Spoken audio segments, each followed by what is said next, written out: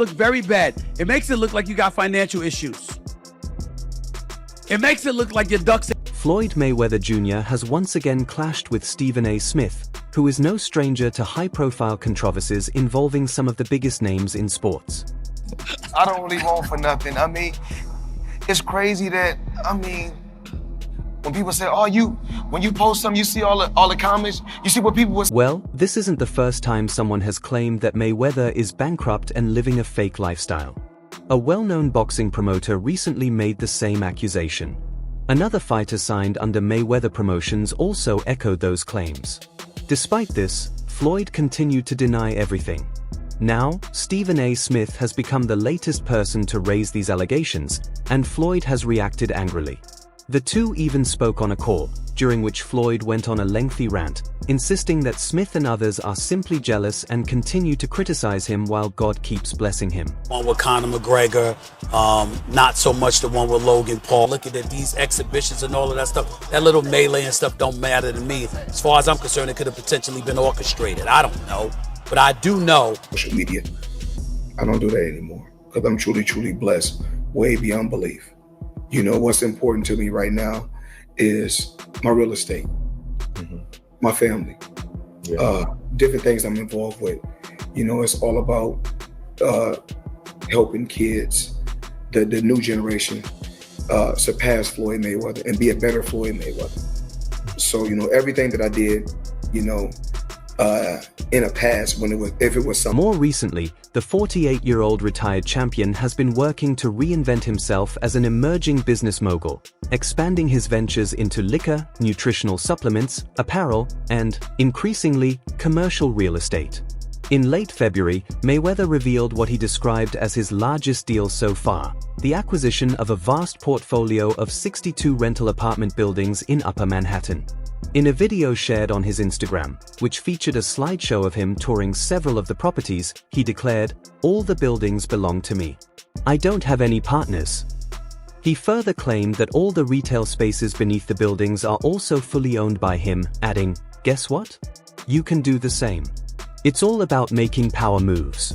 Pushing each other to be great instead of arguing on social media. That's just my opinion. And push each other in a positive way. And, you know, I found myself in the past, you know, the younger Floyd Mayweather, you know, going back and forth on the internet with different people. But I'm in a better place in my life right now. You know, I couldn't ask to be in a better place. So the old Floyd Mayweather, when I used to go back and forth with people on social media. Floyd Mayweather Jr. stated that his real estate investment firm, Vita Properties, purchased the properties for $42 million.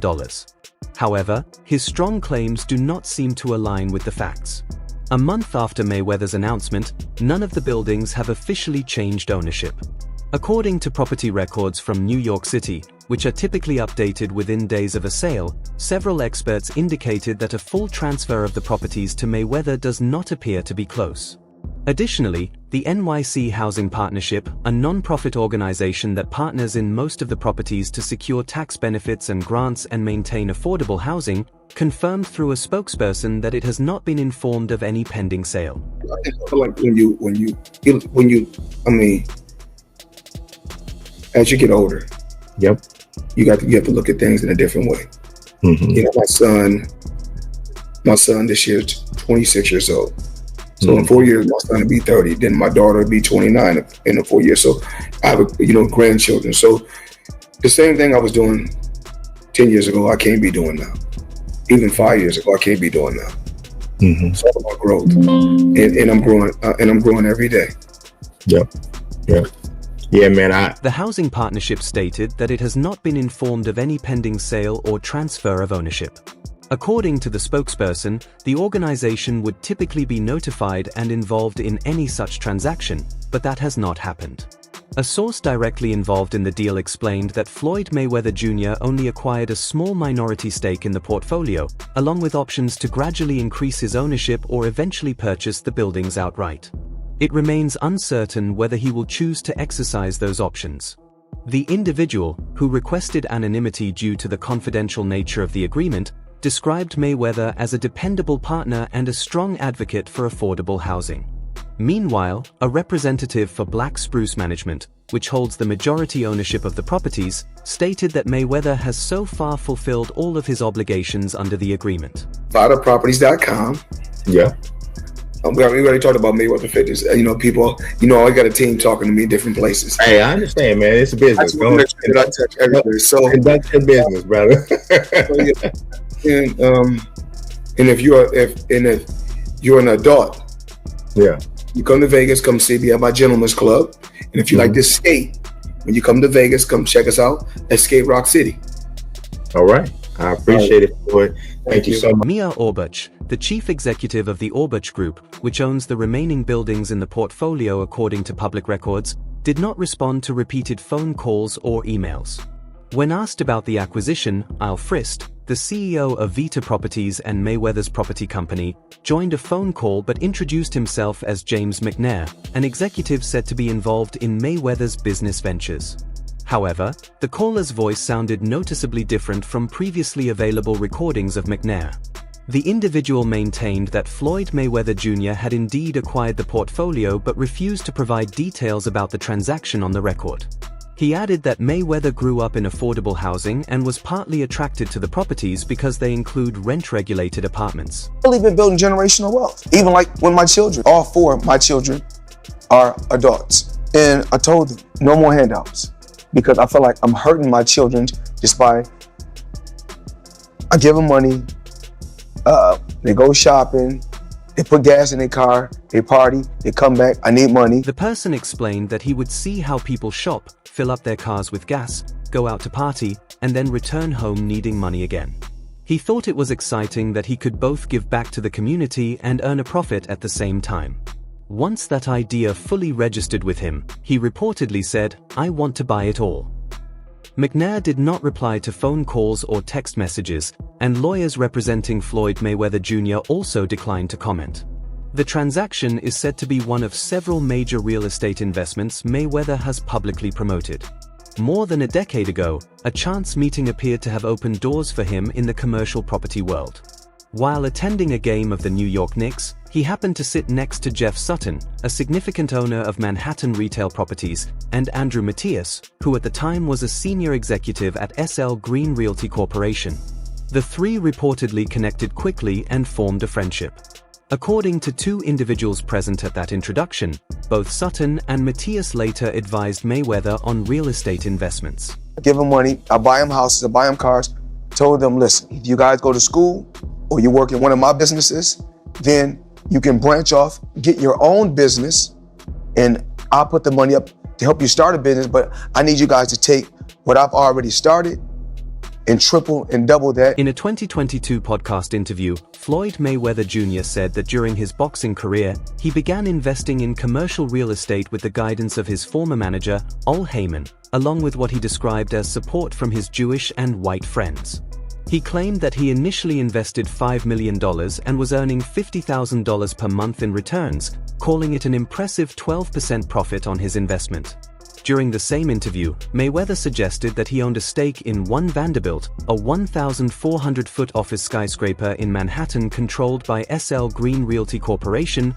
"I'm a part of that project," he said, also incorrectly stating that the tower is the tallest building in New York City. 36 months with one of my new investments, I would be making $300 million a month. What investment is that? In real estate. I'm heavy in real estate. Even though I got a lot of cash, OPM. You don't always have to use your money. That's why it's very important for y'all to make sure y'all keep y'all credit. The individual who spoke to Business Insider, claiming to be James McNair, stated that Floyd Mayweather Jr. had invested $88 million into approximately 20 loans originated by SL Green Realty Corporation, all tied to commercial properties in the city. According to him, the funds were issued as mezzanine debt, a higher interest form of financing often used in real estate transactions. He described the arrangement as a strong opportunity to generate returns for Mayweather, adding that SL Green holds him in high regard. At the same time, he suggested that the partnership also provided SL Green with valuable marketing exposure by being associated with the boxing star. So, Floyd, man, like, you got everything, got the skyscrapers, you got the cars, you got the houses, you got, what's next? What I'm working on now,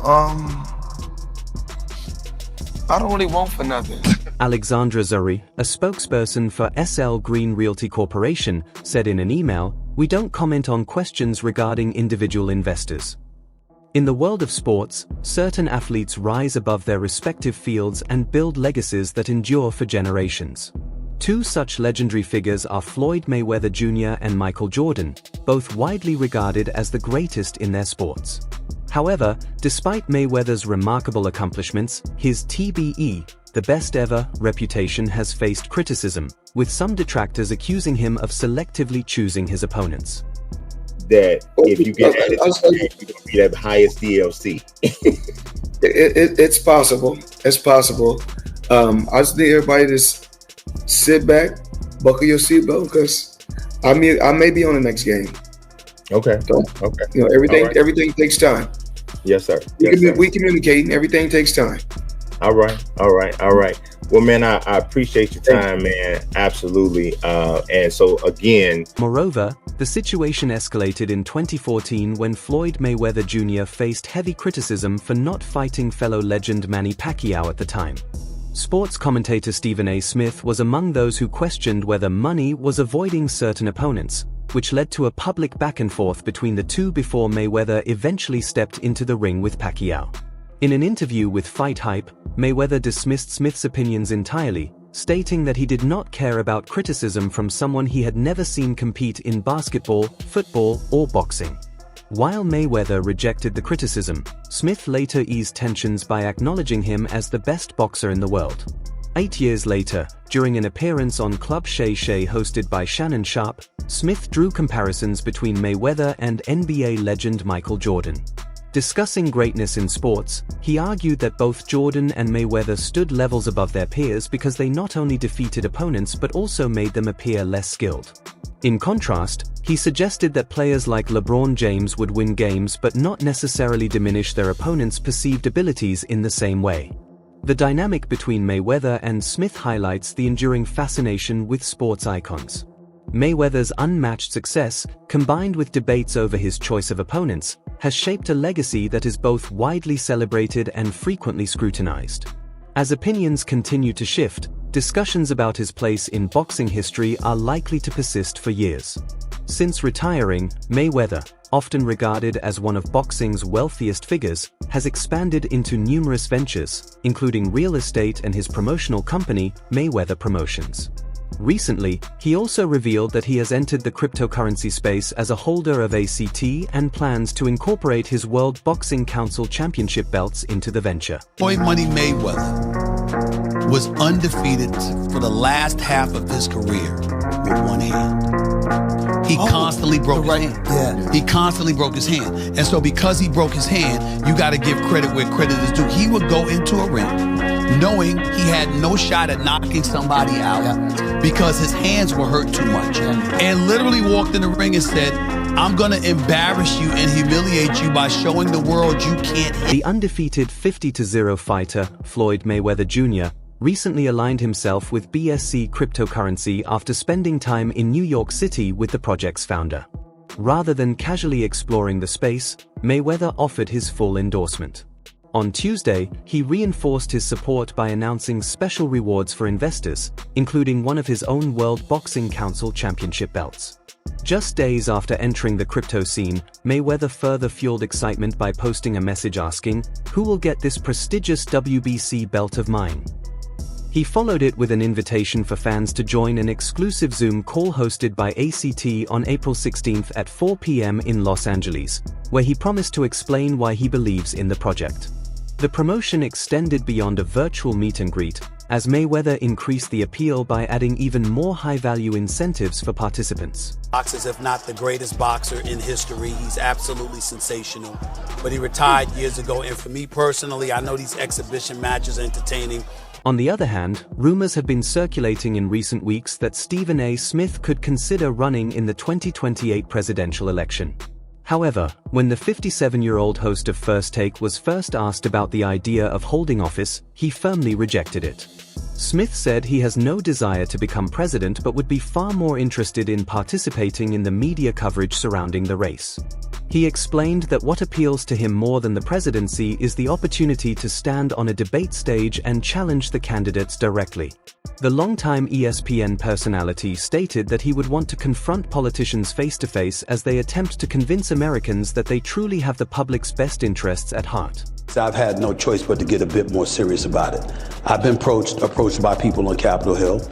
I've been approached by people who are elected officials in office, whether it's governors or mayors or what have you, and people have legitimately and seriously asked me about that. Fast forward to April 7th, and Stephen A. Smith appeared to soften his earlier stance.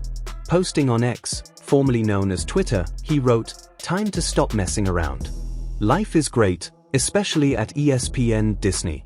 Hate the thought of being a politician, but sick of this mess, so I'm officially leaving all doors open." During an interview that same day at the NAB show in Las Vegas, Smith elaborated on his shift in perspective. He explained that over the past few weeks, he has felt compelled to take the idea more seriously. According to him, individuals on Capitol Hill, along with elected officials, including governors and mayors, have approached him to discuss the possibility, asking in a sincere and serious manner whether he would consider entering the race. I have no desire to be a politician. My life is pretty well. But I've decided I'm no longer going to close that door. I'm going to keep my options open. I'm going to entertain the possibility if it comes in 2020, late 2026, 2027. Although nothing official has been announced, Stephen A. Smith has certainly sparked conversation across social media. Reacting to his remarks on X, one user commented, "Don't let your ego cause delusion. You are where you need to be," while another added, "If you stay honest, you'll have a base." The longtime ESPN host reiterated on Monday that he is keeping all options open regarding a possible presidential run, as his name continues to surface as an unconventional Democratic contender for 2028. After appearing at the National Association of Broadcasters convention in Las Vegas, Smith shared an article discussing the speculation and addressed the growing buzz in a post on X. Where I look at this country and I think it's an absolute mess, and there's legitimate reason to believe, whether it's via exploratory committees or anything else, that I indeed would have a legitimate shot to win the presidency of the United States. At the National Association of Broadcasters show, Stephen A. Smith spoke at length about the speculation and said he would no longer shut the door on a potential run. According to Forbes, Smith recently agreed to a 5-year, $100 million contract with ESPN. Still, there is a significant difference between entertaining the idea of a presidential campaign and officially launching one, as figures like Dwayne Johnson and Bob Iger have previously floated the possibility before ultimately staying out of politics. Smith's name has surfaced in the wake of the Democratic Party's recent defeat. During an appearance on The View last month, he was asked about polls listing him among potential contenders. He responded by saying he believes many citizens, particularly those on the left, are feeling desperate. Smith noted that he voted for Kamala Harris but has remained openly critical of the Democratic Party, making appearances on Fox News and programs such as Real Time with Bill Maher. More recently, he has also criticized Donald Trump over the president's broad tariff policies. The boxing is over. This is all that he does. He literally said, "What if I lose?" He said that to me. And I was like, what? Those words came out of Floyd Mayweather's mouth. He is saying that he will take a 45-55 split. He will take the 45%. However, the relationship between Stephen A. Smith and Floyd Mayweather Jr. has not always been tense. According to Smith, Mayweather FaceTimed him just minutes before he went on air for ESPN's First Take on Tuesday.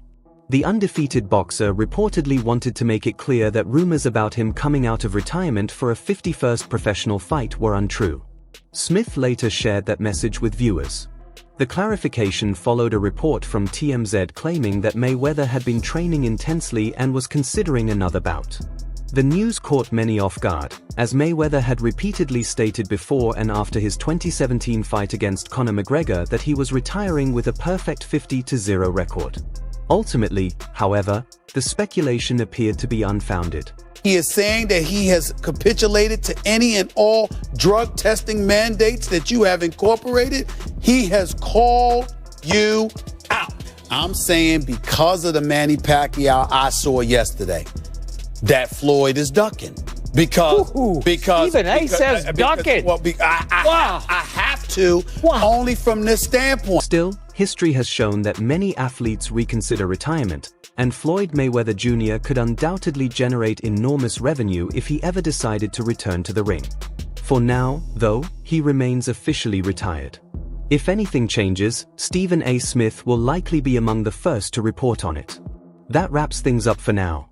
For the latest updates on news, major moments, and key developments, be sure to stay connected by subscribing to the channel and turning on notifications so you never miss new content.